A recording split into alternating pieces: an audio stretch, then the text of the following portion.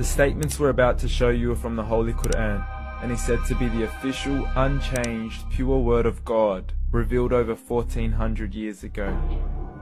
Claiming to be the word of God is a heavy statement, and without proof, or if a single contradiction is found within the book, the apparent word of God will be proven false. So without further ado, let's put the book to the test. In the 23rd chapter, titled The Believers, from the 12th to the 14th verses, God is said to give a detailed description of how the human being is formed. It begins by saying, "We then placed him as a sperm drop in a place of settlement, firmly fixed. Then we made the drop into a alaqa." We will translate this word very soon. "And then we changed the alaqa into a lump.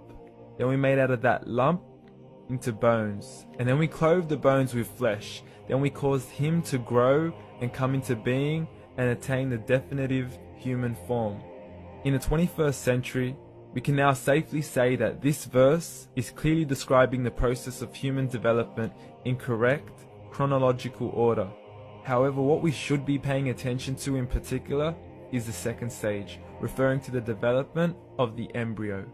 The specific word used to describe the embryo in this verse is the word alaqa. The word alaqa, when translated into English, can mean three separate things. Firstly, a blood clot, or to be suspended, that is to be hanging or clinging to something, or thirdly and finally, a leech.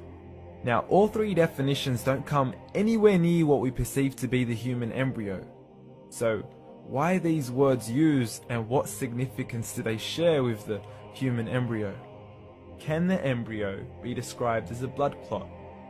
Well, what do you think? In the 3rd week of embryonic development, a tubular heart joins with the blood vessels to form a primordial cardiovascular system, and by the end of the 3rd week, the blood is circulating and the heart begins to beat on day 21. The first thing that comes to mind in regards to being suspended or hanging is the umbilical cord. But we can't use that example because we are simply referring to step 2, before the baby has even formed. But we now know today that the umbilical cord is formed from the connecting stalk. And the connecting stalk is formed as soon as the embryo is formed. The embryo's connecting stalk has even been described by John Allen and Beverly Kramer as an object to suspend the developing embryo in the extra-embryonic column. So an embryo is suspended and does have a strong resemblance with a blood clot. What on earth would an embryo have to do with a leech? Figure A shows the structure of an embryo at 25 days. Figure B shows a leech. Now please note once again that the embryo in this stage is no greater than the size of a kernel of wheat. This is an X-ray of the embryo at 22 days. This is the internal structure of a leech. It's mind-blowing stuff, but you still haven't seen anything yet. This is the head of the embryo at 22 days. The detail you are seeing right now is absolutely impossible to be seen with the human eye and can only be seen with a microscope. This is the back end of a leech. There's no other words used to describe this other than mind-blowing.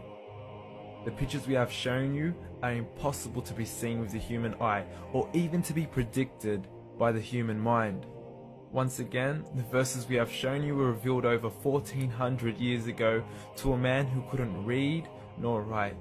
Are these the words of God?